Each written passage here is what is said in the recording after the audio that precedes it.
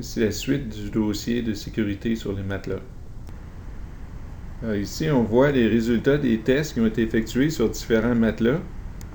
Alors ici, on a le 8 pouces de Montréal, ici un 8 pouces de AdMats, puis ici un 8 pouces du Club de Sainte-Foy.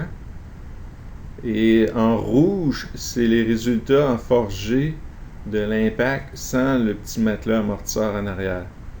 Donc le matelas de Montréal, qui est un matelas plutôt mou, là, ici, il y a eu 112 G. Le matelas AdMats qui est plus ferme, 77. Puis le matelas ici du Club de Sainte-Foy est vraiment très ferme, 67. Mais là où ça devient intéressant, c'est lorsqu'on met le petit matelas de demi-hauteur en arrière, on se retrouve avec 14.4, 14.8, 14.0. Donc peu importe ce qu'on a mis en avant, on a des valeurs excellentes lorsqu'il y a le matelas de demi-hauteur en arrière. Si on regarde les matelas de 12 pouces, même chose, ça c'est Montréal, Sainte-Foy. Ici, 2 fois 8 pouces. Ici, un 12 pouces plus un 8 pouces, puis ici, 2 12 pouces. Et ça ici, c'est la norme de l'ISU, en fait, demande que les forces soient en bas de 21.5. Donc on voit que la seule combinaison qui fonctionne, c'est 2 fois 12 pouces, ou un 12 puis un 8 pourrait peut-être faire. Sinon, on est tout le temps au-dessus de la norme. Donc, pour être en dessous de la norme, en mettant les matelas de demi-hauteur, par contre, il n'y a aucun problème. On surpasse la norme facilement.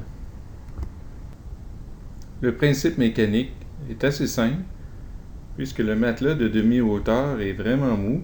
On voit ici, on l'écrase sans problème. Alors, lorsque le patineur va faire contact avec le matelas principal va plier, ce qui va permettre de répartir la force latéralement. Donc, c'est aussi simple que ça, c'est vraiment efficace. Ici, voici pourquoi on parle d'un matelas de demi-hauteur.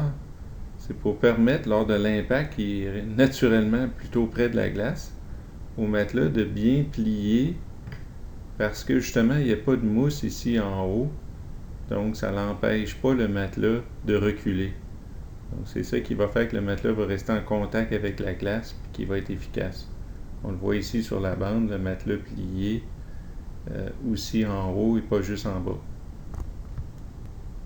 Lorsque le matelas est à pleine hauteur, justement, ben là, on se retrouve avec un problème parce que le patineur tombe en bas, mais la mousse qui est en arrière vient retenir le matelas, ce qui fait basculer le matelas comme ça en angle et ou fait une ouverture en dessous. Donc le patineur, des fois, il glisse en dessous.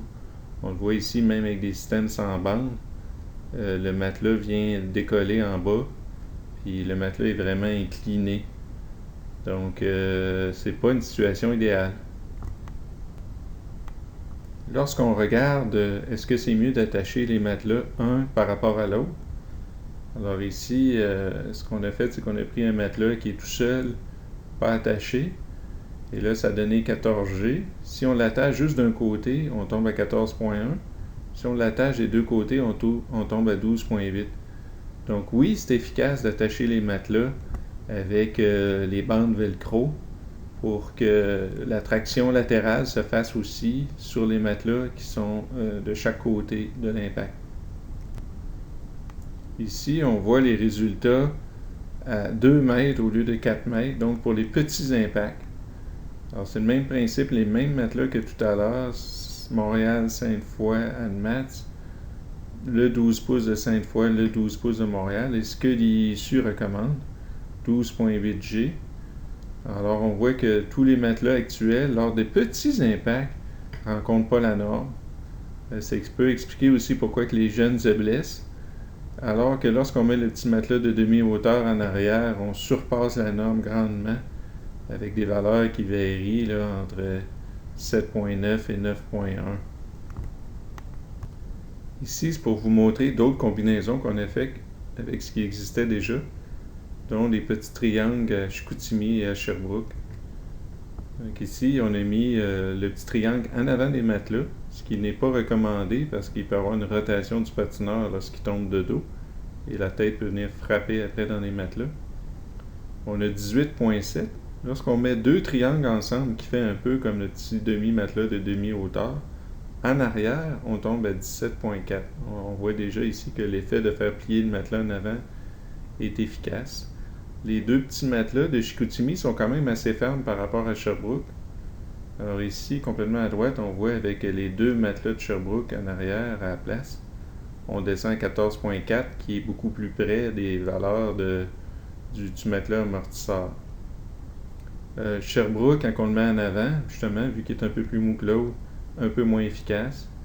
Lorsqu'il est en arrière, parce qu'il est un peu plus mou que le Chicoutimi, devient un peu plus efficace. Lorsqu'on combine Chicoutimi et Sherbrooke, on est entre les deux. Et dans ces situations-là, le meilleur, c'était les deux triangles de Sherbrooke ensemble, parce que c'est plus mou, ça correspond à ce qu'on recommande. Celui de la Fédération est encore un petit peu plus performant. Ici, un autre test qu'on a fait, parce qu'évidemment, le protocole de l'ISU, c'est 33 kg avec une petite surface. Donc, on a voulu voir qu'est-ce que ça faisait avec des charges plus importantes. Alors, on a combiné 4 sacs de sable de 20 kg, ce qui fait 80 kg. On a mis 2, puis on a mis le test de l'ISU ici. Alors, on peut voir qu'avec le matelas de Montréal et le petit matelas amortisseur en arrière, même avec 80 kg, on a 20.2 G, ce qui est encore excellent. Avec le test de l'ISU, on avait 14.4. Puis avec deux poches de 20 kg, on est entre les deux. Lorsqu'on met deux matelas à 2 mètres plutôt, donc un impact plus faible, 11, 9 puis 7. Donc on voit encore que même avec une grosse charge, le petit matelas amortisseur fait très bien l'ouvrage. Puis ici, sur 100 matelas amortisseurs, on est à 64, 60 et 112. Donc ici, on voit encore là, de 20 à 64 là, la grosse amélioration due au petit matelas amortisseur. Puis dans ce cas-ci, c'est sur un matelas de 12 pouces au lieu de 8 pouces. On passe de 64 à 41. Donc on voit encore une fois l'efficacité du matelas de 12 pouces qui n'est pas négligeable.